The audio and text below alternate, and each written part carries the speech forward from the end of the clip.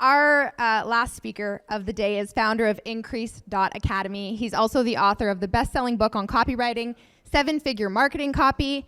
His passion and mission is helping mildly successful entrepreneurs become wildly successful entrepreneurs through optimizing their marketing and their messaging. And he is absolutely obsessed with the methods and processes of copywriting, the future of copywriting, the past of copywriting, and how AI is And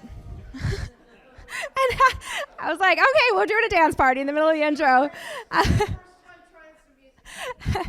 And specifically how to use generative AI in copywriting. So more recently, he has assumed the title as the affiliate manager at Jasper.ai and is helping bring generative AI to the masses. And he is getting up here to talk all about how to use AI to revolutionize your marketing. Please put your hands together for Sean Vossler. Thank you. I guess that works. Rocket. Appreciate you. Another hand for the last introduction here. There we go. You guys look really good from up here. This is a good-looking group. Even this guy. Okay, mic's on. We're good. We are going to be talking. By the way, I did not know this term was what this stuff was called until like a week ago. So I'm trying to use more nomenclature. But we're going to talk about generative AI today. Does anybody in here use or has used ChatGPT? Has anybody had their copywriters, like training their copywriters to use it, or having people in there, few people? Is anybody like secretly like suspicious that the people they're paying to write copy for them is using ChatGPT? So yeah, Jasper, we'll talk a bit about them later, but this whole technology is just getting out of hands, and I want to show you guys today how to leverage I had to read my own title, it wasn't entirely sure. So how can you actually use this stuff? Because it's cool when you're playing with it, right? How many of you like play with it and you're like, oh, that's neat, but like, how do I actually use this thing? So I'm going to show you some magic tricks here today. It's going to be a lot of fun. So we are going to cover quite a few things today. I just literally told you what we're going to talk about. But the first really big important concept we're going to dive into is prompts. What those are. May sound kind of basic. Trust me, we're going to get into some more advanced fun stuff. And then why it's not all about prompts. So a little bit of contrarian stuff there. And I'm going to give you guys a ton of examples of ways to use this to streamline and just blow up your workflows in a good way. So let's get started here. Who am I? And as you'll see, I'm going to give you a fun little insight of these slides. If you see a little arrow pointing to a thing, that's a prompt that generated the slide. So fun stuff, right? But who am I? She did a great introduction, but just a little follow-up. I am very obsessed with this technology. I have been for about coming up on 2 years now. I started as an affiliate with Jasper because when they showed me it, I'm a copywriter by trade, and I was like, I don't trust this thing at all. It looks terrifying, and this is wrong. But then I started playing with it, and I was like, oh, I get it. And it took me a minute, and I'm going to show you how that all translates into your guys' business as well. And I just loved how this wrote right in the style of a Civil War letter. Isn't that kind of fun? But there's even a better prompt here. You guys ready? Rewrite in the tone of comedian Bill Barr. Any Bill Barr fans? Bill Barr is like the Secretary of State or something.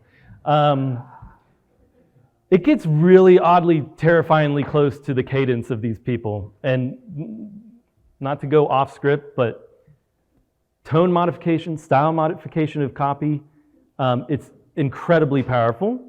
And we're going to actually look at ways for you guys to get your tone and style into ChatGPT, Jasper, your generative AI tool of choice. Is anybody, that's kind of their big hang up, is like, oh, this thing's writes cool, but it doesn't write in my style. We got a couple people in that world. I get that, but do you really have a style? Like, I'm just kidding. So no, I mean, everybody does, but with this, actually, I'm not going to spoil that. I already said that. That was not supposed to be in there.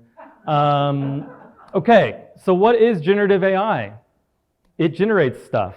Generative AI is like having a robot. So you'll see more prompts in here. This is Jasper Chat, which is our answer to GPT chat, which they did not tell us about, and we pay them a lot of money every single day. But yes, that's right. Generative AI is like having a robot friend who can create new things, like paintings, musics, and copy, all on its own. All right. Very important concept here when we're looking at AI, the way it all works together. It's not about the single prompt and the single output. It's all about the series. And I'm going to get into that more, how we can create series of prompts and workflows and all that using any tool you want. But I also want to expand what you think about as a possibility with this technology. My favorite way to use it is a brainstorming tool. You might have other use cases that you find more interesting, more useful. But as you follow this down the little path here, more and more of your business can get part of it automated by this technology. Whatever area you think of that you are generating any kind of information about, you can create a prompt to help you. It's not going to replace being good at what you do or hiring people who are good at what they do, but it will speed up that process. Oh yeah, and then the last one is very important. It writes really good apology letters, especially if you've like messed up and you're like, what's the words I could say, where you'd normally call like a loved one and have a deep-hearted conversation with, a parent or mentor. You can just ask ChatGPT to do it now. So there's that. All right, so we're going to focus mainly on text generation in this, but as the 7-year-old prompt version of the question, what generative AI is, said, there's imagery, there's video coming up, there's music, there's all kinds of craziness, but we're going to focus mainly on the text side of this stuff. We'll touch on the imagery a bit, but there's 4 main categories of this kind of thing that it can do. We can generate text, we can analyze text, we can categorize text, and we can modify text in just about any way you can imagine. In fact, who was it I was talking about? She's health or a coach for romance and dating. Where are you? There you are. Yeah. Sorry, remind me of your name one more time. Kimmy. We're best friends now. But we're talking, she's like, this is cool, I've been playing around with it, but I don't really 100% see how this is going to work with my world maybe. But analyzation of someone's feedback to you as in a dating professional standpoint could be useful.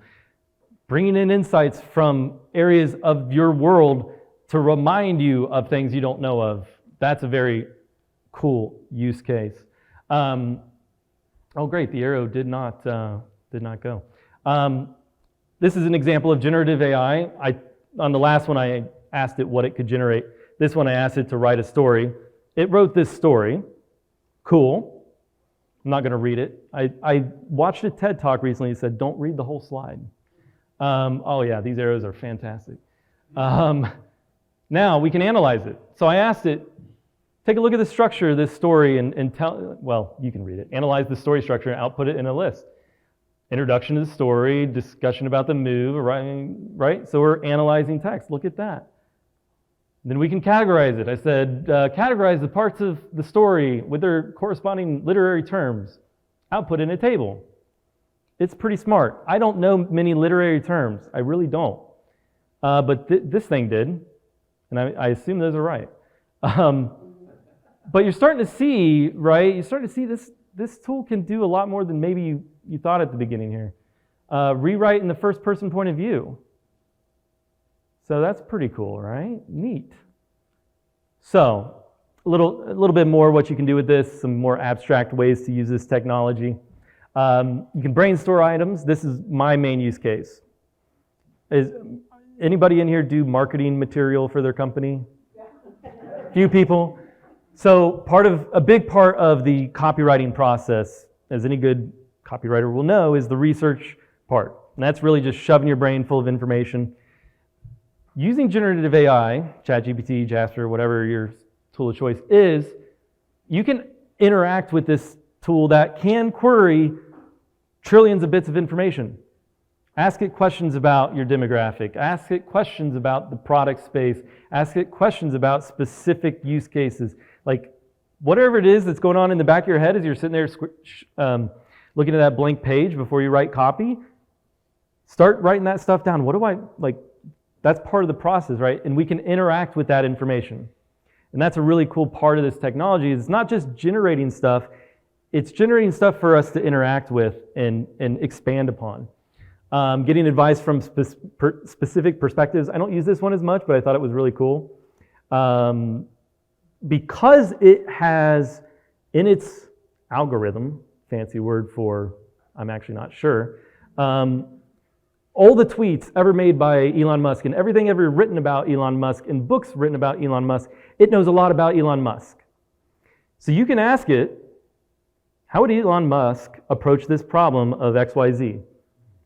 And with the context it has on that individual, it will output what it thinks Elon would have to say about that. I didn't put an example on that, I probably should have. But that can be fun. That could be a good brainstorming activity, like what would Plato say about plumbers? I don't know.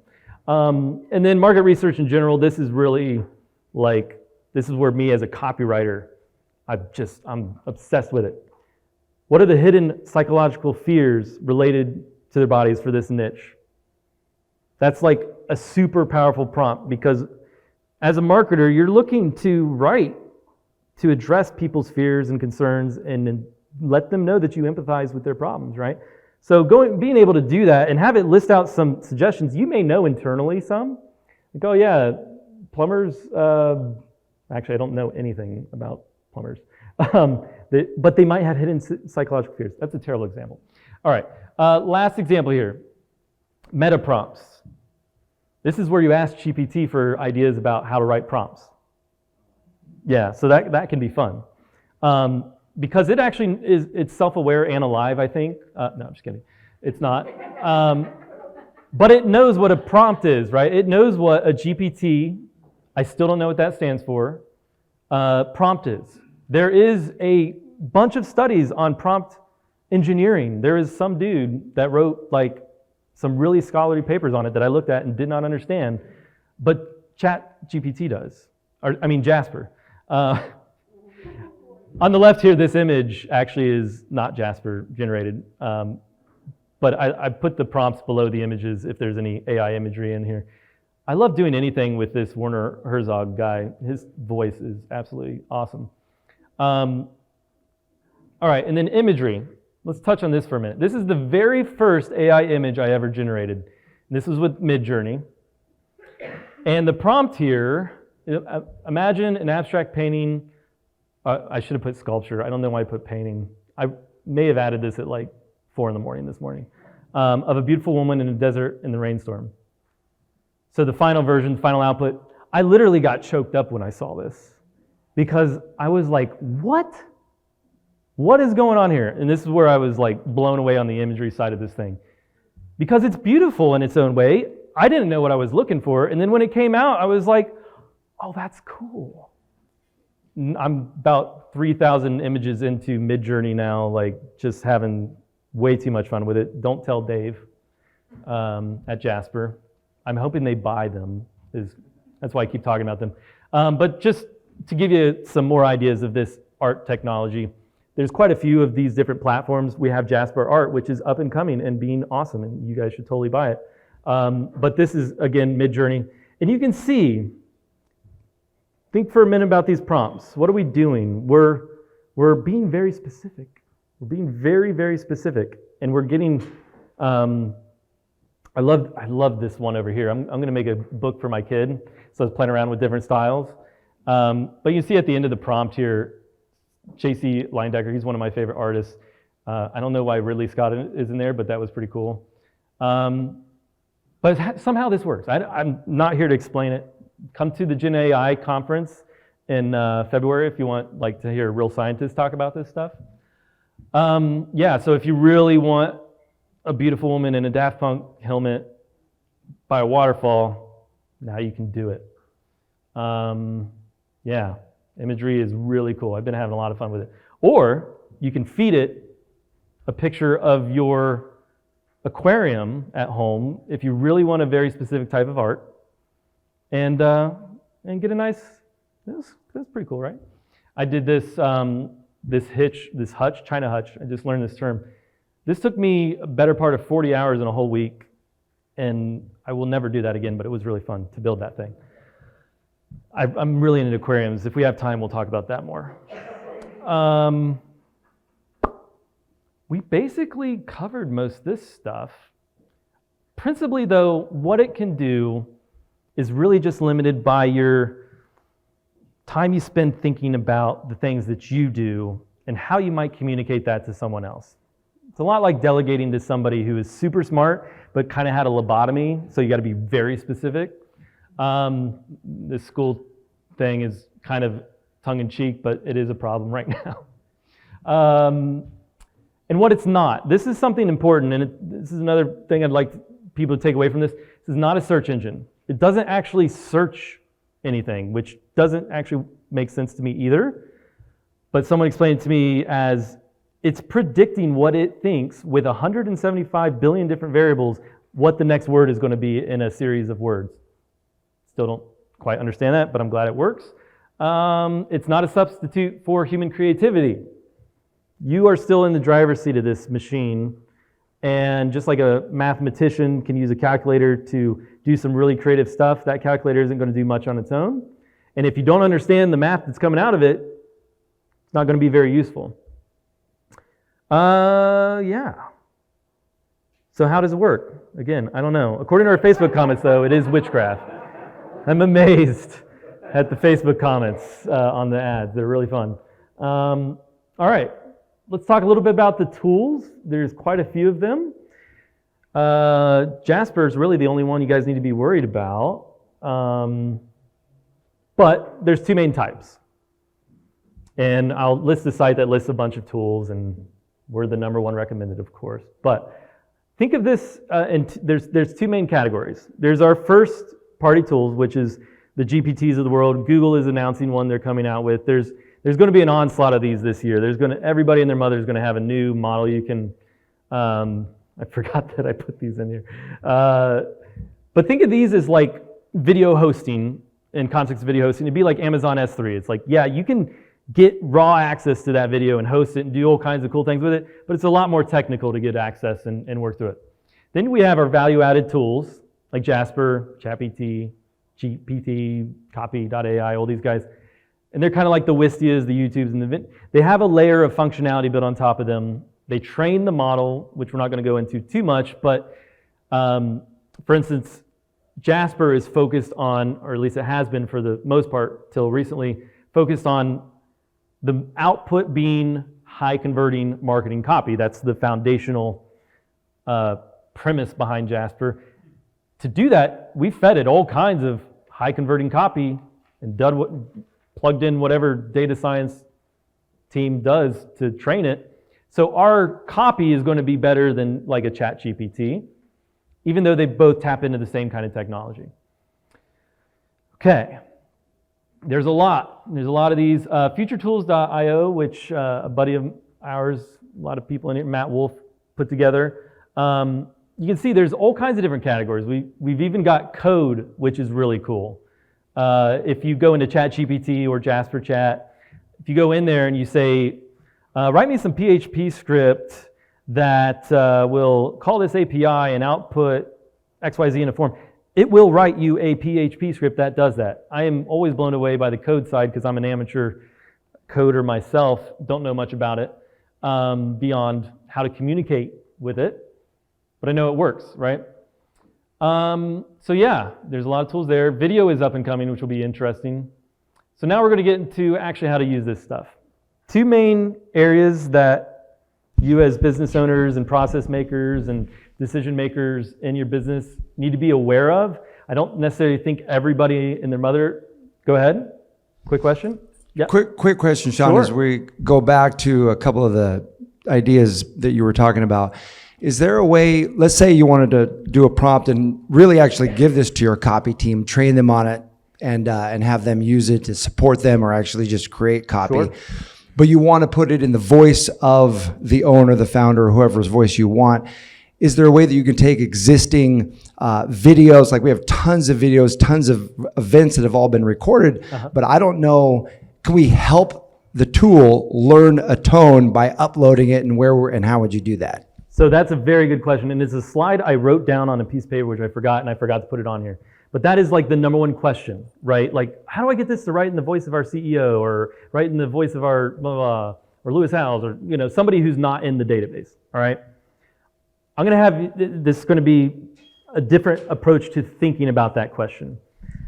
Do you need to actually give it all that information for it to understand the tone? You do not, all right? What you need to do, in my opinion, because this is a workaround for now, to answer shortly, no, you cannot inject, the way I understand it, a bunch of your CEO's transcripts and train it without a data scientist doing it. There is a way to like kind of do that, but there's a much easier way. And I'll share it right now.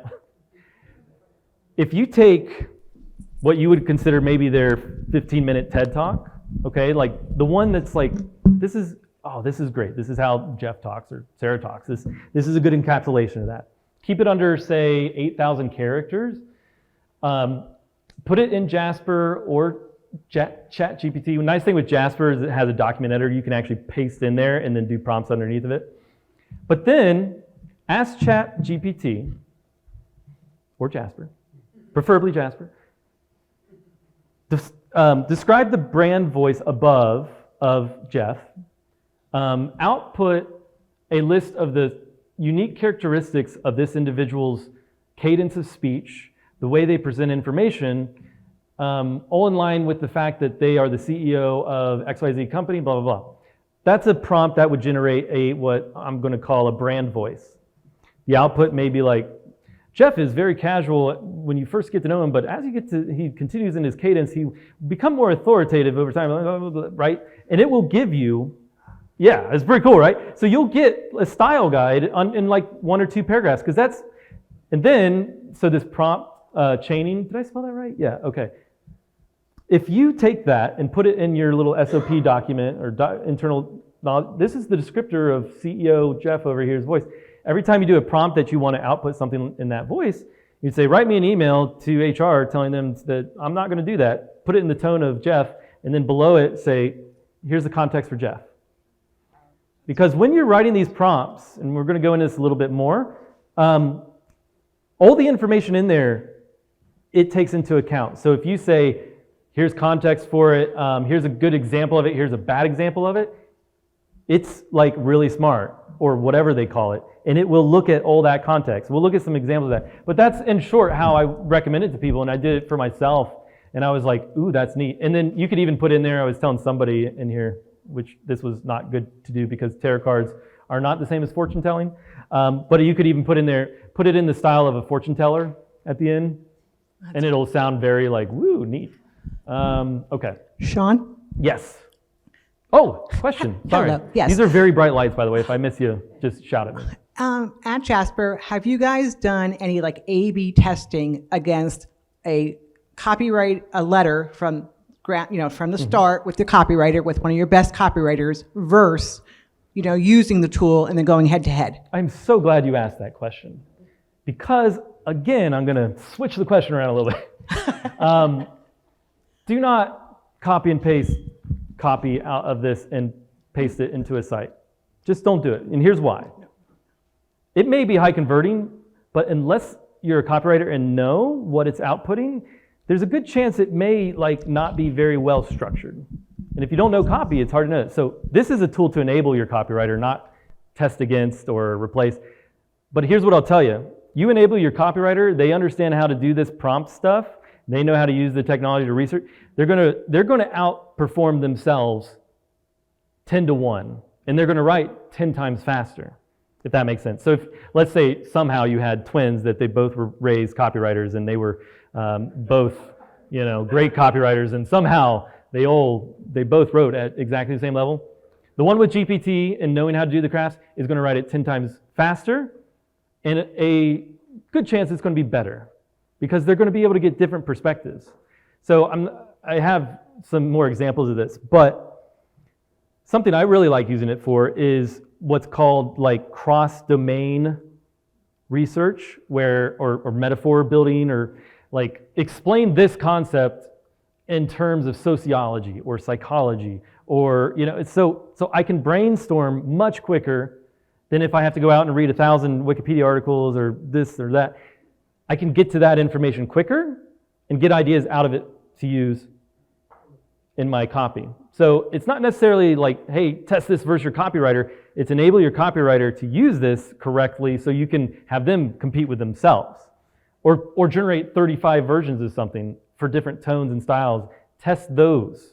So another use case, just briefly. If you have ads running right now, take them, plug them into Jasper or ChatGPT, and underneath put a prompt, rewrite this in the tone and style of Gary Vaynerchuk, with a focus on appealing to specific demographic, mothers, stay-at-home moms whose children are leaving the house and they want to start a business. You can get very specific with demographics, period. Output 3 different versions. The first one be more dogmatic, the second be more calm, and the third one be super empathetic. You can do that, and it will output 3 different versions of that ad. It's pretty bonkers. Be hyper-specific. I'm like obsessed with The Office, and I always have been and always will be, but this is a good analogy. Dwight is very smart, but if you're not very specific, you will do very stupid things. So garbage in, garbage out, prompt. A prompt is how we interact with this stuff. Okay, examples. Let's say you want to make a marketing piece with a story from a target audience point of view, them experiencing a problem and your product solving the problem. Very basic bit of a sales letter at the very beginning, like, it was dark and stormy night and there I was trying to eat candy, but my teeth fell out. Something just like very engaging, right? Bad example. Write a story about a customer who fixed their leaky boat using flex tape. Good example. We'll touch on that one in a second. So here's the bad one. Once upon a time, there was a man named Tom who loved to go fishing on his boat. However, one day while he was out on the water, so you can see, it's like super subpar. And this is why copywriters are like, I hate this thing. The output's terrible. It's like, okay, well, let's see your prompt, buddy. All right. From that day on, Tom never worried about his boat again. It's like a children's book. A good example, write an allegorical story in the first person point of view of, I forgot to put who, that highlights the emotional pain of having a leaky boat and how flex tape helped them overcome their problem, right in the tone and style of Werner Herzog. Here he is again. If you don't know who that guy is, have you ever seen a really depressing documentary? He's probably voicing it over, and it's like very dramatic, and he's talking like this. Flex Seal, a sailor's relief. I did not modify this at all, and I wouldn't say it's good copy, but it's interesting, which is half the battle. I'm a sailor, a solitary soul who spends my days traversing the vast oceans in search of adventure and peace. I've faced many challenges in my life, but none comparing to the emotional pain of having a leaky boat. This is why you want your copywriter to also be an editor. Okay? There's some work to be done here. But this is more interesting to start, right? Give you some ideas. It is a constant reminder of my own mortality. Okay, that's definitely Werner Herzog. A persistent ache that slaps my strength and resilience. For many years I balanced, blah, blah, blah. But then a companion told me about Flex Seal. I was skeptical at first, but I decided to give it a try. To my amazement, it worked. The thick rubberized coating sealed the leaks. Okay, you get the idea. From here, though, if you're an expert messenger person in a business, copywriter or otherwise, you're going to find fun ideas to play with in here. Thick rubberized coating seals the leaks that made my boat watertight once again. Okay, that's not a very good lead, but there's some fun stuff in here to play with.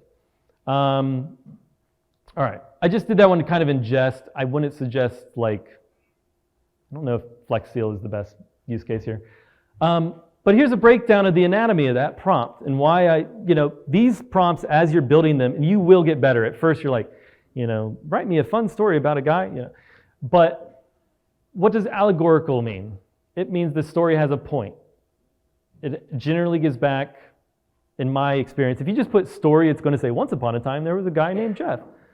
But if you put allegorical in there, GPT has how many literary dictionaries in its database. I don't know, probably all of them.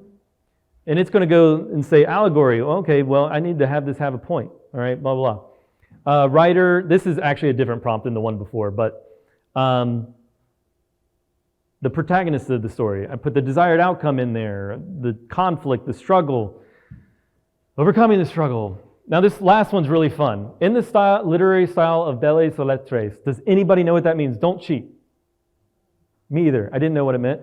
But in my journey to figure out what the heck prompts are and all this stuff, I bought like off eBay an old literary dictionary, and I was just flipping through it.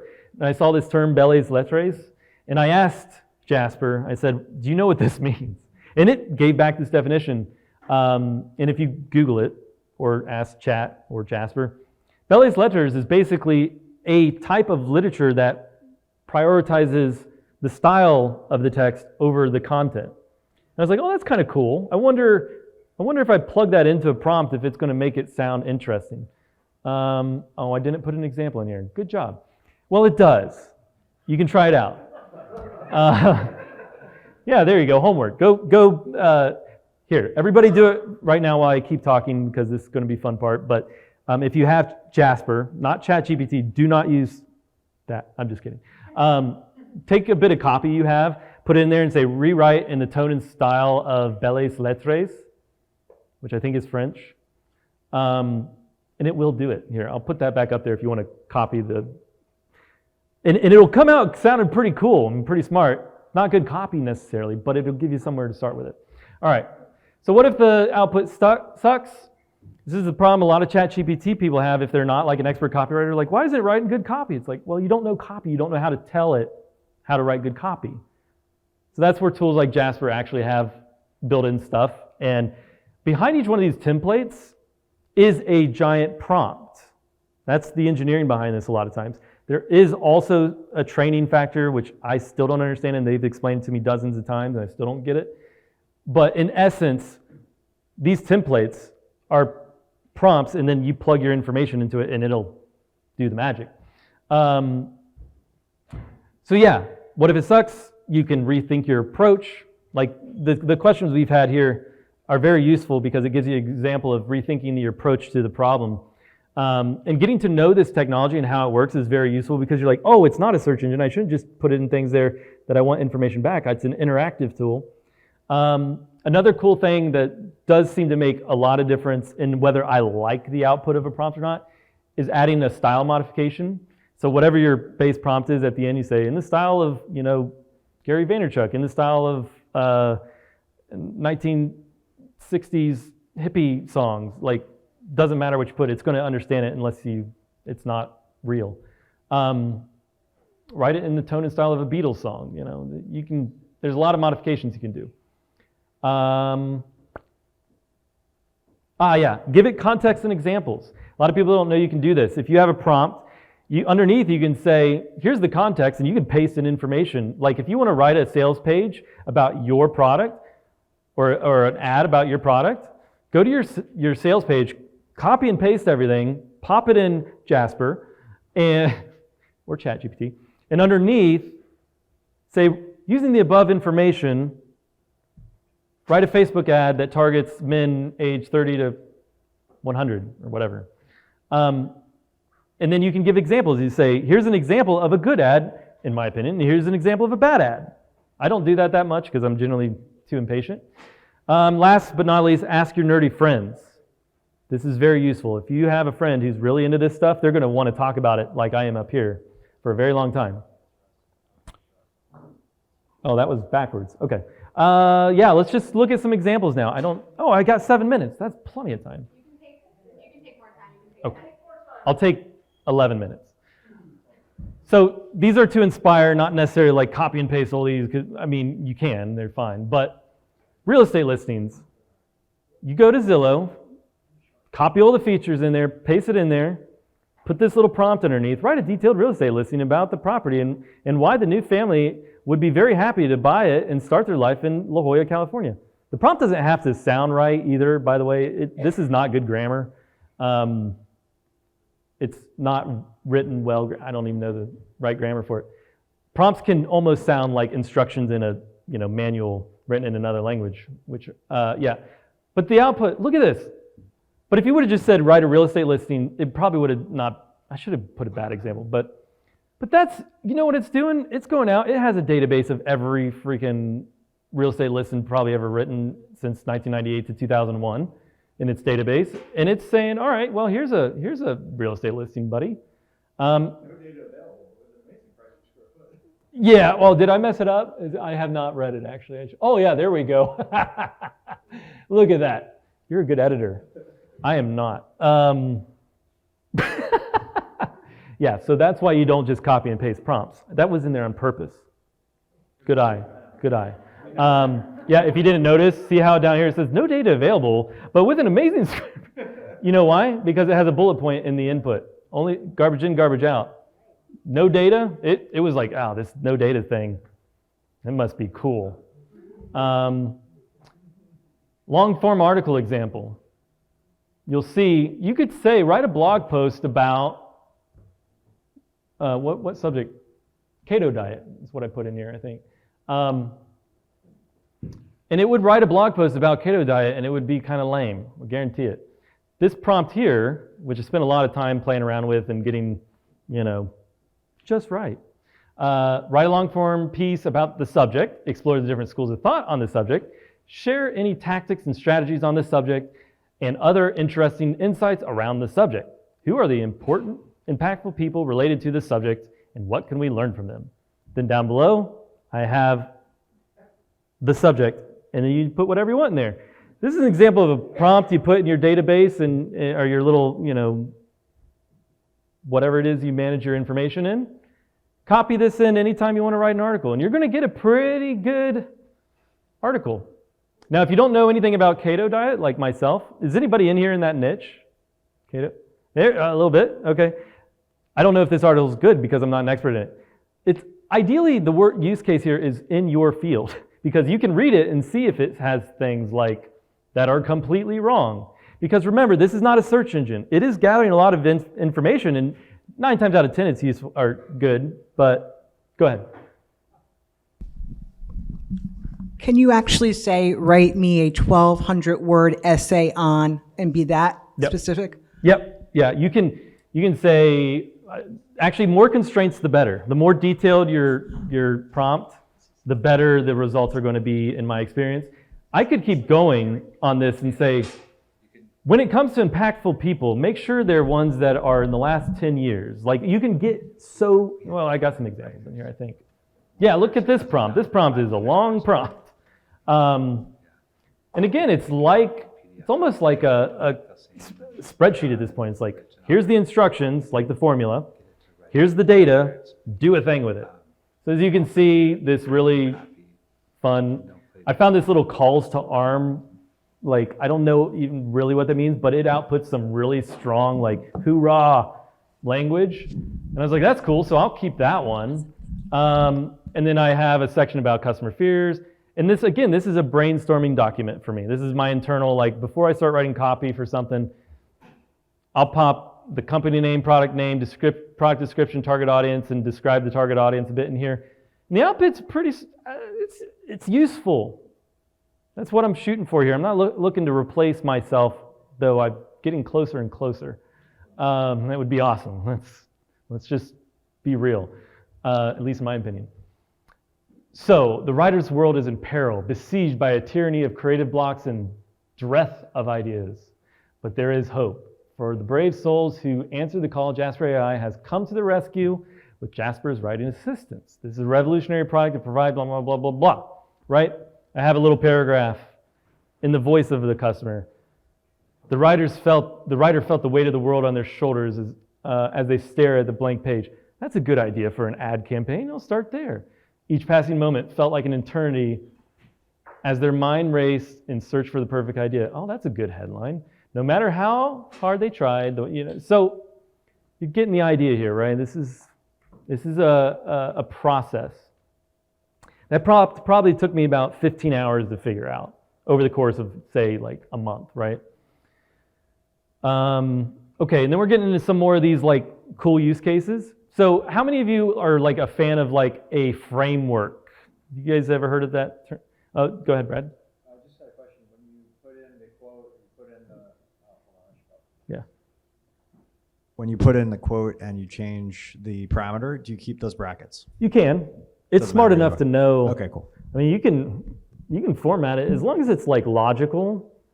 There's no real formatting cues for it that I know of. There are some interesting cases there, but yeah, I just put those in there so you didn't think the quote was at here.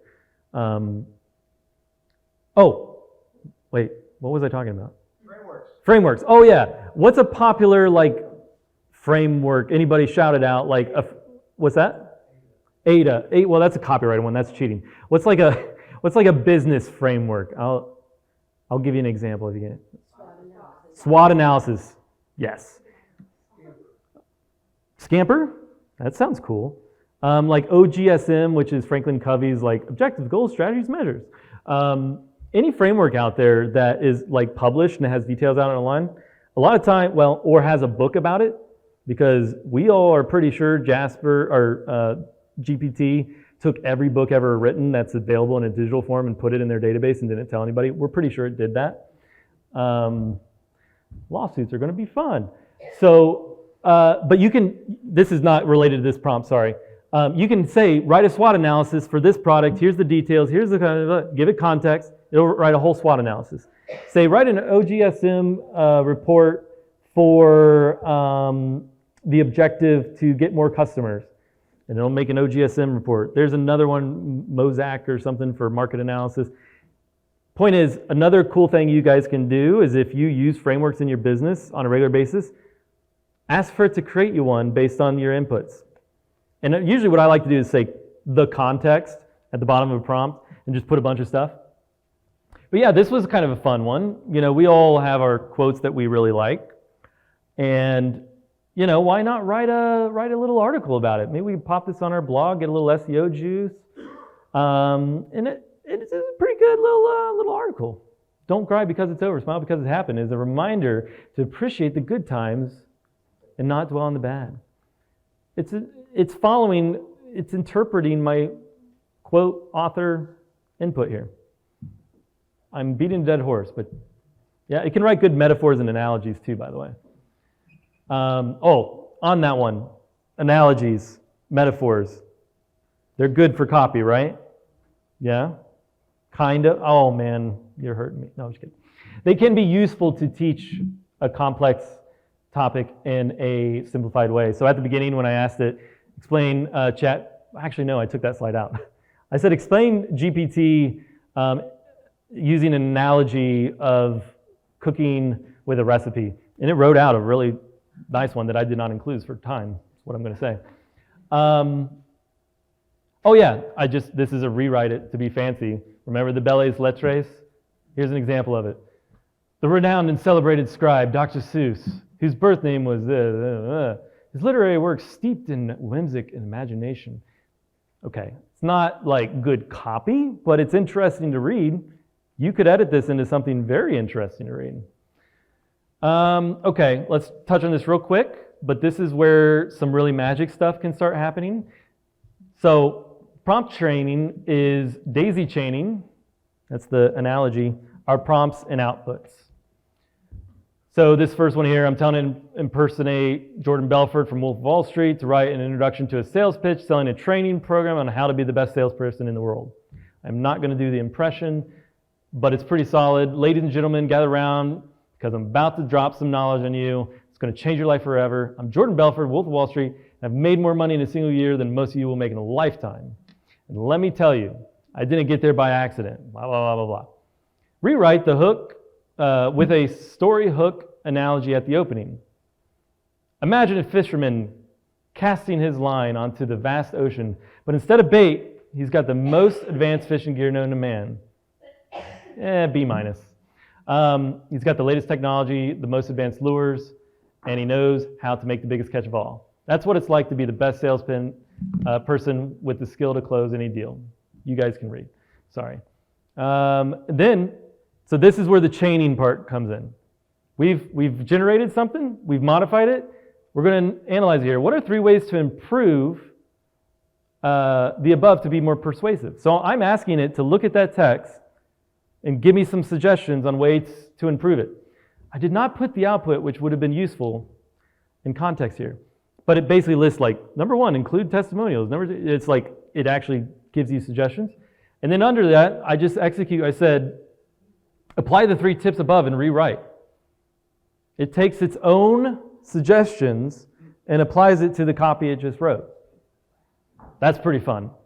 And you can keep like building these chains. If you're looking at your business as a collection of processes, which you should be, the content you're plugging in and the modifications you're applying to it is what's going on in your head as you're writing. Say, maybe I need to retool this to be more XYZ, right? One last thing on something I love to do now, and I can't hardly not do this anymore, is when I get an email from somebody, and it's like, you gotta sit there and spend energy like thinking, which is lame. I'll take that email, I'll pop it in, and below I'll say, reply to this email in a happy and kind tone. Be sure to include my response, which is, yeah, I'd like to do that, but make it sound better. Include 3 reasons why I think it's a good idea. They can relate to XYZ. Like, I will write what I want in the email as opposed to write the email, because it's like I don't have to have the grammar right. I don't have to think about the structure. And then it'll output something, and if it's good, cool, great. Maybe I modify a few things. Sign Sean Vossler instead of signed your name, but if you get an email from me, it might be what happened. So it can get wild. Somebody in here has an energy drink I was talking to. She's around here somewhere. Megan Scrimshaw, there we are. This is kind of hilarious and probably not best practice, but you can do one prompt, generate a product name for a new energy drink, write a tagline for that energy drink, generate a product description for the energy drink that highlights the ingredients, tastes, and effects, write a list of key benefits. This is stuff you would do if you're sitting down to write copy, maybe not in this order, because I can't think in linear fashion anymore.